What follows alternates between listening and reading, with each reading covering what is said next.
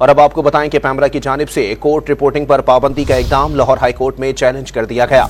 मजीद जानते हैं don news के नुमाइंदे राना बिलाल से।